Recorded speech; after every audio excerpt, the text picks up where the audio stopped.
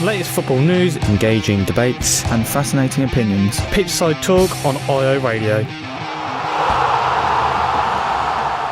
So kicking off the games for Sunday, it is Crystal Palace versus Aston Villa, and for Crystal Palace, James Tompkins, he could be back in contention following his eye injury, but James McCarthy, he is a doubt for this game. Patrick Van Aert is unavailable due to family reasons, so we hope that everything's all okay with him, and Nathaniel Klein will miss out because of illness. But for Aston Villa, Jack Grealish, he may have came on as a substitute against Everton, but he is not ready to start yet just for Aston Villa after his 3 months absence. And Ollie Watkins, he's available once again after being back from his suspension, which he picked up against Manchester United.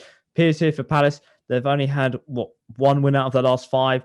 You know, they lost last time out to Southampton when they made that comeback against them. But for Villa here, if they win this, there's a chance that they could go into the top 10 and sort of get a little bit closer to securing top 10 finish this season.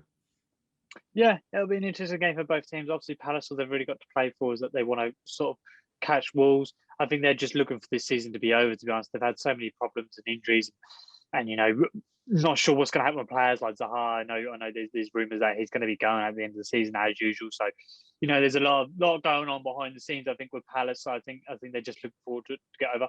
Villa, on the other hand, they've had 2 really hard games. Obviously, Everton, they got the point there. And United, I thought they played well, but they just couldn't hold on to it for long enough.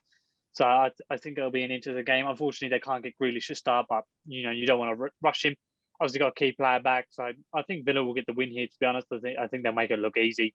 And I'm going to go for a 3-1 to Villa. So there's Spurs versus Wolves today. And for Spurs, Ben Davies, he's now going to be out for the rest of the season. And so that's all it for Ryan Mason. No more injury concerns heading into this game as they look to try and secure some European football for next season. But for Wolves, Willy Body and Marcel, they're back in training. But this weekend may have just come a little bit too soon for them to make their returns back to the starting 11 and to the starting 18 for Wolves. Piers here for Tottenham. As already said, they're trying to get into some Europe next season. They still have a shot in the Champions League, but it's very much an outside shot. But it's going to be a little bit hard with sort of West Ham and Liverpool in front of them. But they could possibly get some Europa League. For Wolves here, they're looking for a strong end to the season, currently in 12th. And they're the team really that want the season to be over ASAP, really. Yeah. To be fair, I reckon both teams sort of want the season to be over. Just the way Spurs have come off towards the end. You know, they've definitely got the chance, you know, getting some sort of European football. I think the Champions League probably be a bit unrealistic for them. But I feel like, you know, with Ryan Mason, he's got a huge task in his hands. Look, just like with Crystal Palace, you know, there's so many problems in this team. People are not sure who's going to stay, what's going on. But, you know, they're still a strong team. They've still got the talent. And Wolves, to be honest, you know, their last few games have been terrible. You know, they obviously got beaten off Burnley, drew against West Brom, and you know, made real hard work of that Brighton game. So they'll be begging for the season to be over. So I think it's 2 teams that don't really want to play each other. But I think just with the talent that Tottenham have, if they can perform, they'll get the win. I don't think it's going to be a pretty game, but I'm going to go for a 1-0 to Spurs. So it is West Brom versus Liverpool today. And for West Brom, Ainsley Maitland-Niles is available once again for the Baggies after being ineligible to face his parent club Arsenal last week. Rob Snodgrass, he is now continuing his recovery from his back surgery that he got this week. And also Ivanovic is out because of his hamstring problem. But for Jurgen Klopp, he's not expected to make any major changes that after facing Manchester United on Thursday, getting a 4-2 victory there. Piers, such a big game really for Liverpool, but for West Brom here, a victory here will see them go back up to 18th, and they're looking to have a strong end to the season as they head back now down into the Championship after the relegation was confirmed last weekend.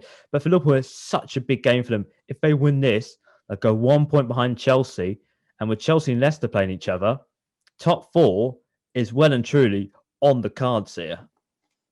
Yeah, West Brom obviously, you know, down and out. You know, I think they fought hard. They'll probably take their foot off the gas a little bit, but you never know. Big Sammy might want a strong finish still and still getting upset just to get his resume up, just in case he's looking to, you know, get a move out towards the end of the season. On the other hand, Liverpool, it looks like they're starting to turn the season around. I did say a couple of weeks ago that I thought that they'd just gone for a really, you know, horrible few weeks with the Champions League and the Super League, which caused, you know, the tail end of their bad form. Obviously got the win against Southampton. You know, really good performance against Manchester United, getting the derby win over a Man United team that had been in form. Obviously, just recently picked up an L, but still keeping the form on. So I think, you know, for Liverpool, it looks like top 4 is definitely a possibility for them. You know, they'll be 1 point behind Chelsea if they get the win here. Chelsea and Leicester got to play each other. You know, one of the teams or both of the teams are guaranteed to drop points in that game. So it's all in Liverpool's hands, really. They've just got to, turn over this team and just worry about other results. So I think Liverpool will get the win here. I think they look good. I thought they looked on fire against Man United. So I'm going to go for a 4-0 to Liverpool. So for the final game of this weekend, it is Everton versus Sheffield United. And for Everton, James Rodriguez, he is fit and available for Everton after a 3-match absence due to a calf injury. And there's no more injury news to report for Everton. But for Sheffield United, they've suffered a triple injury blow. Sanderberg, Ollie Burke and Ampadu are all unlikely to play now for the rest of this season, which is only 3 games, but for the rest of the season now due to long-term injuries. Piers here for Everton. They're trying to get into Europa League spots here. And if they win here and results go their way, they could be possibly up to 6th place. Who would have thought that a few weeks ago when they sort of dipped out of it with inconsistency? But for Sheffield United here, like we said last time, they're trying to have a strong end to the season and get ready for their championship campaign next year. Yeah, unfortunately for Sheffield United, everything they just seem to try and do isn't working. And just the injuries are piling up alongside it. So, it's just a terrible season for Sheffield United. I feel like they've definitely been affected with what's going on. I don't think they will just be, I think they've just got right off this season, look to come back really strong next season. They've definitely got some decent players. They just need a couple more additions. So I can't imagine them getting anything in this game. Everton, on the other hand, I think they've had 2 good performances. Obviously, got a draw against Villa.